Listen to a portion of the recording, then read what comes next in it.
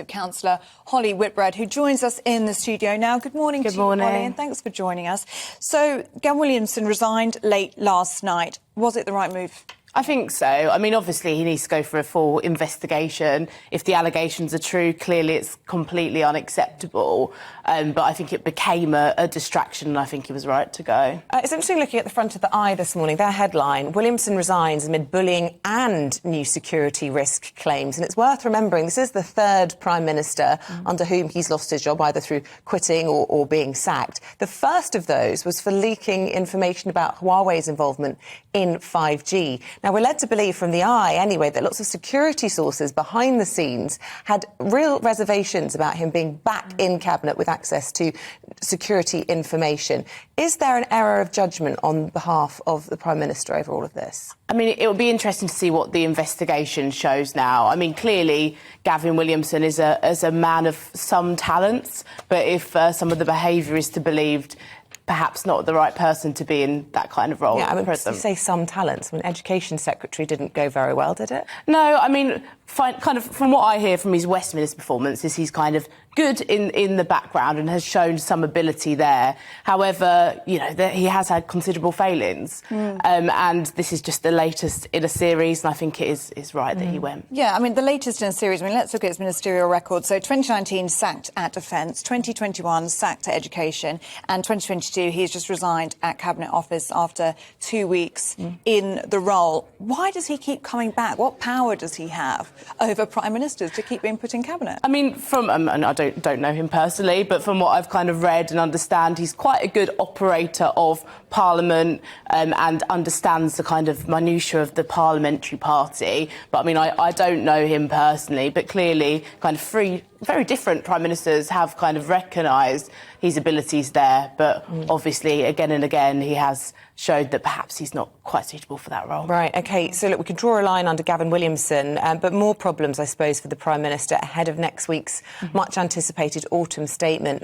All the papers, particularly the right-wing press, very concerned about some of the expectations, perhaps now, in relation to income tax, the suggestion it could go up to 50 pence for the top rate. That's a Brown measure, isn't it, from the 2010 era? A lot of Conservatives will be very upset to read that. I mean, he's got a huge challenge, and we kind of await what we see on the 17th of November. But obviously, there's a huge gap to fill. The government have made it very clear, actually, in briefing yesterday, the priority is to support the most vulnerable. And I think that is important. So looking at pensioners and recognising actually them as a vulnerable group. But I think what is important is the kind of the pain, which will have to be felt because we've got huge financial challenges, is quite evenly spread across society. Yeah, I'm not one for supporting tax rises, but I'm also conscious that there are very difficult decisions to be made. What do we make of Rishi Sunak at COP this week? Was it the right decision for him to go? Because there was a bit of toing and froing as to whether he should even be there in the first place, whether he should be focusing on issues at home. I think it was the right thing for him to go. I mean, it was an important international stage to be on. Obviously, while we've got very significant domestic challenges, we must also keep an eye on the kind of international challenges and the huge challenge with our environment, and also how we kind of deliver on that here at home, supporting businesses to net zero, but also protecting businesses and protecting jobs in the UK during that transition as well. You know, politics is all about, you know, trying to persuade people to join you on certain issues they don't necessarily want to.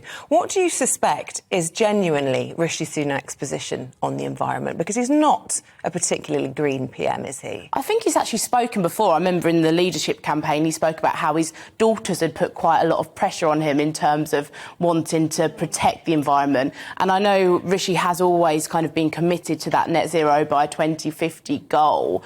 But as you rightly said, he's got a lot of domestic challenges here at home, and whilst it's important to be green, I suppose his eyes have really been on that challenge. But what I would say is the kind of thing that Rishi really needs to do is make sure that when transitioning to net zero, it's for the benefit of the British people. So, you know, protecting those kind of businesses, particularly industry as well and manufacturing. And he did kind of answer that question on, is France friend or foe, didn't he, this week at COP? Liz Truss had questions surrounding that, posting a picture with Emmanuel Macron this week calling them friends and allies. Yeah, I mean, I think it's important that we work with our neighbouring countries and that they are allies. And actually, we've seen the emergence of this potential deal around the Channel crossings. And it is important we have a good relationship there on a diplomatic sense, because actually we need to have those conversations to start tackling this really significant issue. We saw Matt Hancock in his new uniform yesterday. He went into the jungle. We'll see the full day tonight, won't we? Look, what's your view on all this? I mean, lots of it has been made about the fact, Williamson out, Hancock in. They're both still being paid. What are your thoughts on all this? I mean, I don't think it's an appropriate thing to do for a sitting MP to go into the jungle. I just don't think it's right. I mean, it's entertaining. I'll be watching, as I'm sure many people will, but I don't think serious politicians should seriously be entering the jungle. They should be focused on their constituents. Do you not think, though, genuinely, he might do what he sets out to do, which is to kind of bring politics to the people? I mean, it's a huge platform. And he is passionate about politics. I mean, he's got a huge audience, and I think what he has said is he wants to talk about dyslexia, but as a kind of elected politician, he can use Parliament to do that, use the Westminster Hall debates and the platform he has there. And he's not exactly a low-profile MP as well, so he has got a political platform at home too. What do you think's motivated him to do this? I mean, you'd question it, wouldn't you? Would you do it? I certainly wouldn't. I mean, perhaps he's looking for his kind of career post-politics. As you say, it's a huge platform, and it's an opportunity for him to go out there, sell himself, sell his story, and I'm sure we'll all be watching. And right for him to have lost the whip. I think so. I mean, he can't serve his constituents properly from the jungle, and he can't serve or support the government properly from the jungle, so certainly the right decision. I can't resist asking you a quick political question about what's going on over in the States. I know it's a long way from Epping and Thaydon in Essex, where you're a councillor, but it's a developing story whilst we're on air. It looks as though it hasn't been as bruising a night at the moment for the Democrats as perhaps was expected. What are your thoughts on it all? It's really interesting. I watched some of the results being called this morning before I came in, and certainly it's not that kind of tsunami of Republican success which was predicted, and perhaps a bit more of a balance. But it's always interesting, American politics, because in Britain we don't quite lie in the same kind of we can't quite separate ourselves into the parties in the same way, but it would be interesting to see how it falls, and I think there's still probably quite a good chance of Republicans taking both houses as well. Oh, really? Well, it is always interesting, isn't it, with the midterms, because it does give us an indication of what's going to happen in 2 years' time, in 2024.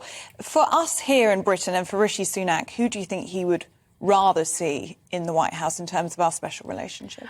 I mean, he has to work with whoever's there, and I think what's important for British politicians is to make sure we maintain that special relationship, especially when we've got the huge challenges we have internationally with Ukraine in particular. So I think he'd probably maybe closer economically to the Republicans, maybe socially more so to the Democrats, but I think what's important is maintaining that good special relationship. I suppose that was harmed quite severely, wasn't it, under Truss, when there were all the accusations from Biden about how trickle-down economics doesn't work. I mean, it felt as though the special relationship was at a particular low there.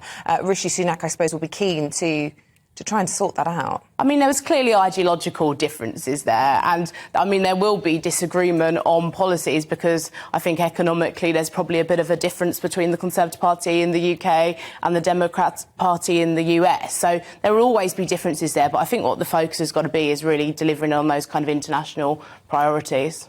OK, really good to get your thoughts.